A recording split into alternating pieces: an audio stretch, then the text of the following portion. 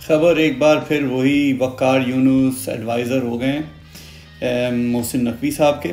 तो मोहसिन नकवी साहब जिनके ऊपर शाहिद अफरीदी ने अभी थोड़े दिनों पहले ही एक स्टेटमेंट दागा था कि आप दो ओहदे एक साथ मत रखिए क्योंकि ज़िम्मेदारी बहुत ज़्यादा है, तो आप एक ओहदा छोड़ दीजिए। तो उन्होंने क्या किया कि वो ओहदा छोड़ने के बजाय उन्होंने अपना एक मुशीर बना लिया जिसका नाम है वक़ार यूनुस। अब वक़ार यूनुस सारे वो मामला देखेंगे, रेड बॉल हो या वाइट बॉल हो, कोचिंग हो या मैनेजमेंट हो, तो बेसिकली वो एक तरह से पीसीबी के एक्टिव चेयरमैन हो जाएंगे। अब मैं कभी कभी ये सोचता हूँ कि वक़ार यूनुस पहले कोच आए, वो जब कोच बने थे तो उनके पास कोई एक्सपीरियंस भी नहीं था कोचिंग का। उससे पहले इन्होंने कभी किसी क्लब क्रिकेट की भी कोचिंग नहीं की थी और पाकिस्तान के कोच बन गए। फेल हुए, निकाले गए, लोगों की शिकायत आई, खिलाड़ियों ने बहुत ही ज़्यादा नाखुश थे और उनकी काफ़ी कंप्लेंट्स की। पाकिस्तान के पीसीबी ने उनको बाहर कर दिया। थोड़े अरसे के बाद फिर दोबारा उनको ले लिया गया और इस दफ़ा उनको असिस्टेंट कोच के तौर पे ले लिया गया और वो मिसबाह-उल-हक के अंडर में काम करते रहे। वहाँ भी यही प्रॉब्लम रही, क्रिकेटर ने शिकायत की, पाकिस्तान की परफॉर्मेंस बहुत ख़राब थी और फिर वो एक दफ़ा निकाल दिए गए।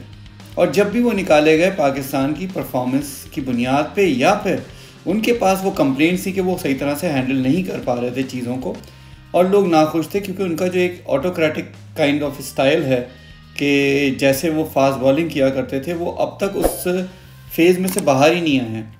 अभी तक वो यही समझते हैं कि वो बहुत ही ज़बरदस्त किस्म के फास्ट बॉलर हैं, जबकि अब तो मैनेजमेंट के अंदर जब आदमी आता है तो थोड़ा बहुत इधर उधर भी देख रहा होता है, सिर्फ स्ट्रेट नहीं देख रहा होता है, थोड़ा सा डिप्लोमेसी से भी काम ले रहा होता है। तो खैर, अब इन्हें जब मुशीर बना दिया गया है और 2 दफ़ा फेल होने के बाद सब उससे भी हाईएस्ट पोस्ट इनको दे दी गई है, तो अल्लाह ही जाने क्या होने वाला है और ये क्या करेंगे, क्योंकि ये जब छोटी पोस्टों पे नाकाम रहे तो अब इतनी बड़ी पोस्ट जिसके अंडर में सारे कोचिंग स्टाफ और सारा मैनेजमेंट आएगी, ये किस तरह से हैंडल करेंगे।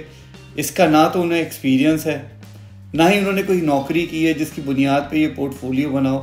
तो समझ से ये बाहर है कि ये डिसीजन लेता कौन है। ये मतलब ये किस किस्म के लोग हैं यार कि इतनी हाई क्लास जॉब्स जो होती हैं वो बैठे बैठाए किसी को भी नवाज देते हैं। मुझे तो ये लगता है कि ये अपनी इनसिक्योरिटी की वजह से मोहसिन नकवी ने वक़ार यूनुस को लाके उधर बिठा दिया है कि अब जो कुछ भी होगा किक वक़ार यूनुस को ही पड़ेगी, मोहसिन नकवी निकल जाएगा, क्योंकि उसका ये कहना होगा कि भाई मैंने तो मुशीर लगा दिया था एज ए क्रिकेटर, अब वो क्रिकेटर जो है सही फैसले नहीं कर सका तो मैं क्या कर सकता हूँ। ये है वो प्रॉब्लम पाकिस्तान की, मेरिट मेरिट और मेरिट बिल्कुल भी नहीं है। वक़ार यूनुस को पहली फुर्सत में बाहर कर देना चाहिए था, दोबारा कभी नहीं लेना चाहिए था। इसी तरह से जो जस्टिस कय्यूम की रिपोर्ट में जिन जिन प्लेयर्स के नाम थे उनको कभी भी पाकिस्तान क्रिकेट से मुंसलिक नहीं होना चाहिए था, लेकिन फिर भी वो मुंसलिक हुए।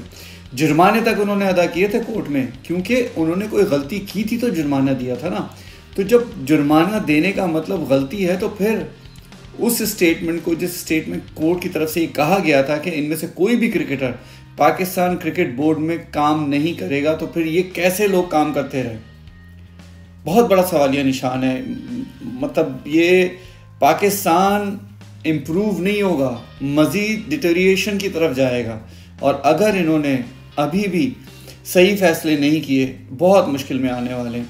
ये जब तक के सियासी लोग अपने तौर पे भर्तियां करते रहेंगे यही हाल रहेगा। कभी इंजमाम, अभी इंजमाम वापस आ जाएगा थोड़ी देर में, मिसबाह-उल-हक आ जाएगा, मतलब ये गोल दायरा चलता रहेगा। वो शोएब मलिक जो हैं वो रिटायरमेंट देने के बाद वो भी इस आसरे में लग गए हैं कि वो भी वापस आ जाए। मोहम्मद हफीज़ जो हैं वो भी नाखुश हैं कि भाई मुझे क्यों निकाला, मुझे भी रखो।